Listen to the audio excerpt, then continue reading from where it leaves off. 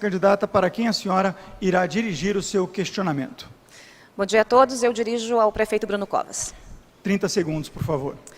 Prefeito, bom dia. Fico feliz que o senhor veio no debate, porque nos últimos o senhor não compareceu, e eu quero falar um pouquinho sobre o peso dos impostos no bolso do cidadão que mora aqui em São Paulo. PT e PSDB aumentaram absurdamente o IPTU. Foi uma faca no pescoço e no bolso do cidadão. Eu tenho proposta para resolver isso. Quero saber o que o senhor pretende fazer em relação ao IPTU no pós-pandemia e também, aproveitando, o senhor se compromete a não aumentar a tarifa de ônibus em São Paulo?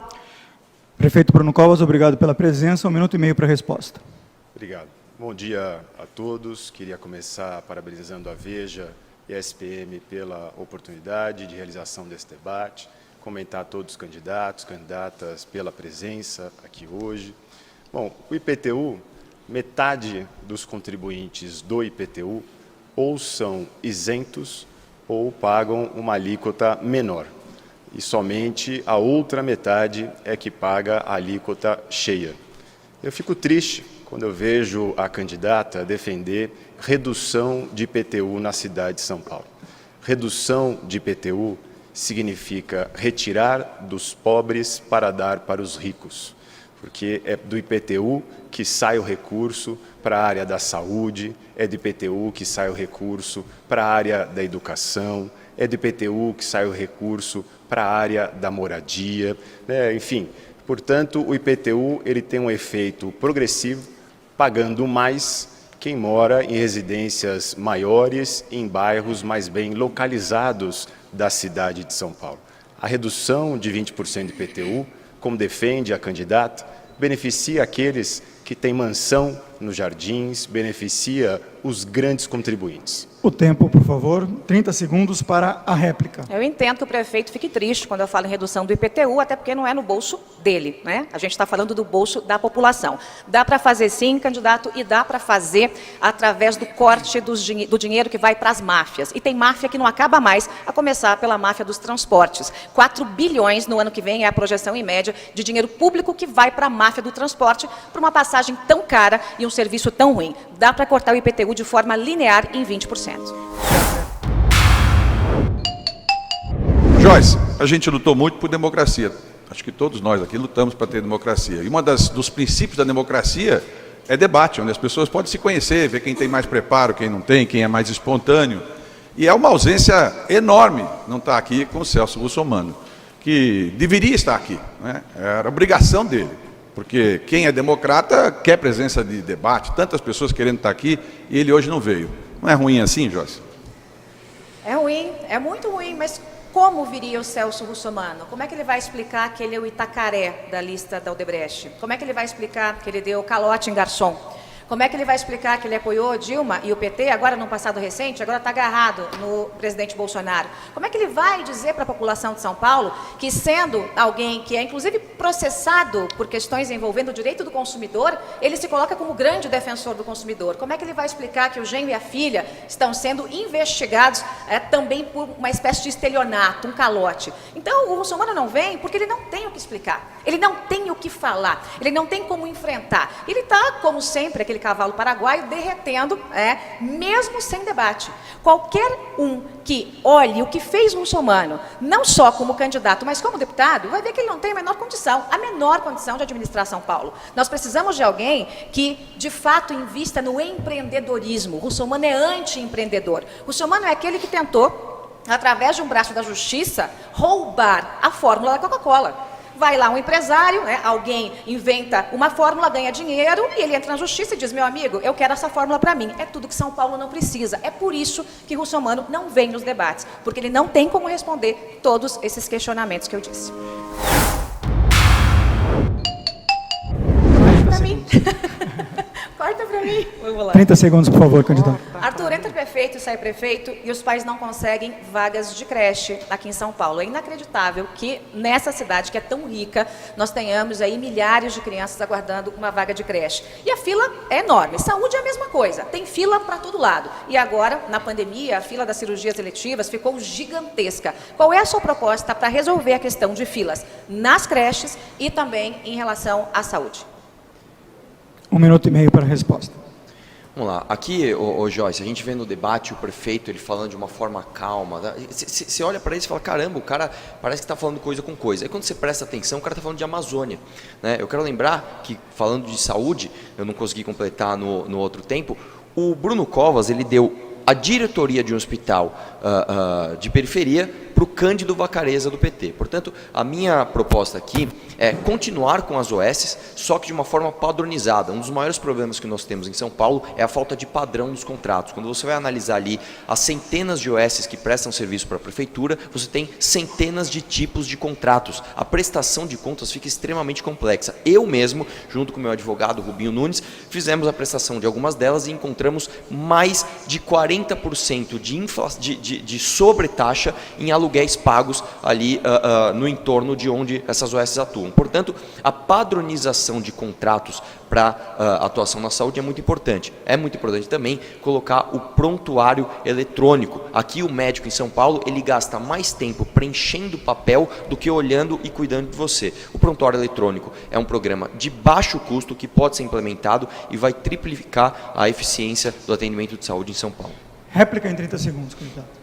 Bom, na minha gestão a solução vai ser muito simples, vai ter prazo para tudo. Se uma criança ficar na fila para a creche, hoje nós temos aí, segundo dados da prefeitura, quase 23 mil crianças, mas é muito mais do que isso. Se uma criança ficar mais de 60 dias, a prefeitura vai ser obrigada a pagar por uma creche particular. Se alguém ficar na fila, aguardando uma consulta por mais de 10 dias, a prefeitura vai ser obrigada a pagar numa área privada. Se ficar mais de 2 meses por uma cirurgia eletiva, a prefeitura vai ter que pagar. É a seguinte: quais serão as políticas para as escolas no período pós-pandemia? Haverá aula de reforço ou avaliações para detectar algum tipo de atraso didático? Sim, haverá aula de reforço, haverá avaliações, escola aberta todos os dias do ano. Quem tem que decidir se aquela criança vai para a escola ou se vai ter a aula em casa através de um equipamento que funcione, com internet que funcione, é o pai e a mãe. Nós temos que dar liberdade para esse pai e para essa mãe, para que ele possa levar a criança para a escola e para que possa trabalhar tranquilamente. Claro que se essa criança está convivendo com alguém de grupo de risco, então a prefeitura tem que dar conta de levar a educação para essa criança lá na casa dessa criança, o que não aconteceu nesse ano. Esse ano foi uma brincadeira de mau gosto, né? Porque a criança, mesmo que tenha aula, não tinha conectividade, não tinha acesso à internet. E eu já andei em regiões aqui, como no extremo sul de São Paulo, mais de 1 hora de carro, sem ter um único sinal de internet ou de celular. Ou seja, essa criança não teve aula. É preciso que a gente faça uma avaliação para saber o que essas crianças conseguiram absorver durante esse ano e dividir essas crianças em turmas pelo nível de absorção do conteúdo. É possível colocar mais de 2 até 3 professores por sala de aula para aquelas crianças que, obviamente, estão com déficit muito grande por conta da não absorção desse conteúdo. E é preciso colocar uma educação em tempo integral, que é um modelo estudado e já aprovado pelo Instituto Ayrton Senna. 1 minuto para o comentário de Bruno Covas. Se tem uma área que a incompetência do PT ficou evidente, é a área da educação no município de São Paulo. Eles deixaram cair a nota do IDEB nos últimos anos do ensino fundamental em 2015 e 2017. Nós revertemos essa tendência de queda em 2019 e, aliás, em 2019, a cidade deu o maior aumento entre as 27 capitais.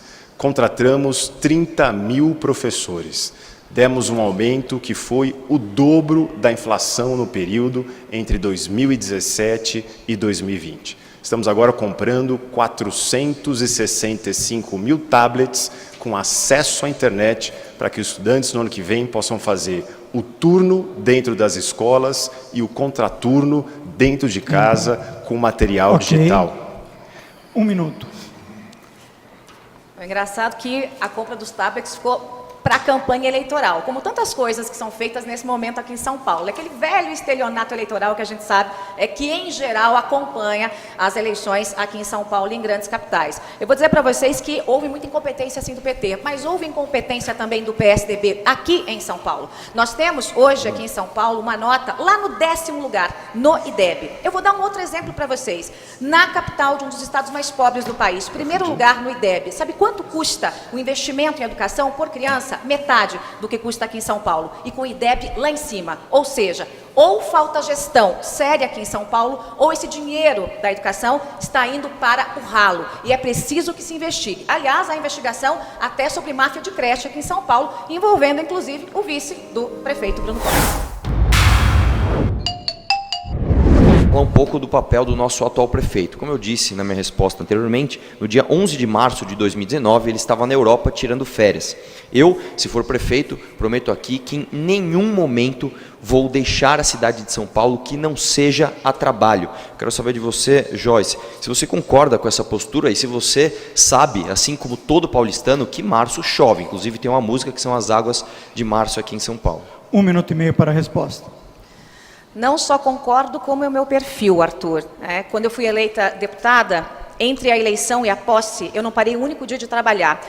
Entre a posse e até agora, ainda que candidata, eu não parei um único dia de trabalhar. Eu liderei a reforma da Previdência, liderei um governo esquizofrênico, como vocês bem sabem, lá em Brasília, dentro do Congresso Nacional, unindo Câmara e Senado. Consegui aprovar projetos muito importantes aqui para o nosso país, inclusive projetos de crédito que subsidiaram o Bolsa Família em todo o país, o BPC e outros tantos projetos. De fato, esse passado recente do prefeito é algo que incomoda, porque o prefeito de São Paulo, a prefeita de São Paulo, tem que estar aqui em São Paulo todos os dias do ano, atendendo a população de São Paulo. Para você ter uma ideia, em uma dessas enchentes que você comentou, 11 pessoas morreram. 11 pessoas morreram, enquanto o prefeito estava viajando na Europa. Então, se não há vontade de ser prefeito, se não há energia para que se comande a prefeitura de São Paulo, então vamos deixar outra pessoa cuidar de São Paulo. Cuidar de São Paulo, levar São Paulo para frente. É isso que nós precisamos, de um prefeito ou uma prefeita que tenha a mesma energia da cidade de São Paulo, que queira cuidar de São Paulo, que queira resolver os problemas de São Paulo, e não deixar São Paulo como está, um caos absoluto, totalmente abandonado. 30 segundos para a réplica. Eu quero lembrar também que o prefeito Bruno Covas, ele fala de um jeito sereno, ele fala de um jeito que parece até sensato. Eu gostaria de saber se você que está em casa acha muito sensato se gastar 11 milhões de reais com uma obra faraônica que alagou no primeiro dia ali no Anhangabaú. Se você acha sensato gastar 10 milhões do nosso dinheiro para fazer arte na varanda para agradar o secretário do PSOL que ele tem. Se você acha sensato, ele que se diz preocupar com a saúde, dar um hospital da periferia para um condenado do mensalão. Pense nisso antes de votar. Candidato. Arthur, nós concordamos em gênero, número e grau, em relação a isso. Eu não acho sensato o investimento nessas obras que foram feitas, não acho sensato destinar 100 milhões de reais para colocar cimento ali no Vale do Anhangabaú. Acho que esse dinheiro poderia ser usado para tantas outras coisas em São Paulo, como, por exemplo, para urbanizar. Eu não falo nem reurbanizar, para urbanizar as comunidades mais na periferia de São Paulo. Gente, eu passo por locais onde as pessoas me dizem que há 60 anos nunca passou um prefeito por lá. São 15 pessoas. Bem, vai ter que se priorizar aquilo que é mais importante. Nesse instante, é geração de emprego e de renda.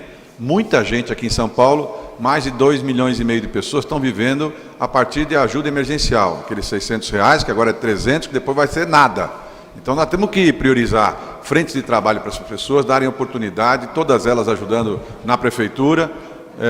Se vocês puderem permitir aqui, porque eu não consigo, por conta do barulho lá, se você puder permitir aqui. Por favor, para o relógio. Pedir silêncio da plateia, por favor. O relógio está vindo. Não, é a produção aqui, os assessores do PSDB que estão ali, fazendo baderna aqui. Eu vou pedir, por Filma aí com o celular. Reposicionem, por favor, o cronômetro em 1 minuto, que foi o momento em que o candidato pediu que a gente colocasse ordem aqui. Vamos lá, por favor, 1 minuto para a conclusão do seu pensamento. E nós temos que ter formas mais criativas do que apenas pensar na tributação que é feita. Por exemplo, a cidade tem muitos imóveis que são irregulares. As pessoas querem regularizar seus imóveis. Uma legalização fundiária permite que muitas pessoas passem a ter legalidade nos seus imóveis, depois vão pagar ITBI, enfim, é super importante a gente ter criatividade. Quando eu fui prefeito, nós multiplicamos o orçamento por 10 vezes, sem precisar mexer em IPTU. Então é preciso ter criatividade, experiência. Nessa hora aqui que nós vamos ver ano que vem, eu estou muito preocupado nós voltarmos a ter manifestações, quebra-quebra, porque é claro que as pessoas não vão admitir ficar com fome. Se a pessoa não tiver renda nenhuma e passar fome, aí nós vamos ter problema muito mais grave que nós temos até agora, não é? Então é geração de renda, emprego, frente de trabalho, tudo que for possível para poder ajudar essas pessoas que hoje estão realmente à míngua, né? Réplica em 1 minuto. Comentário. Bom, vamos lá. Vamos fazer mais com o mesmo orçamento, ou até com um orçamento menor, porque eu pretendo, além de eliminar algumas taxas, eu pretendo cortar o IPTU em 20%, como já disse para você, e dá para bancar isso, ao contrário do que disse o prefeito, esganando as máfias que hoje tomam conta da prefeitura. Gente, tem máfia para todo canto. É máfia do transporte, é máfia do lixo, é máfia na saúde, é máfia de creche. É só olhar aí na internet, vai no Google, você vai ver. Está na internet, noticiário, a imprensa, vira e mexe está noticiando isso, tem polícia investigando, o Ministério Público investigando, então a gente tem que dar um ponto final nessas máfias. Para isso, com isso vai sobrar mais dinheiro para que nós possamos aplicar em áreas essenciais, como saúde e educação.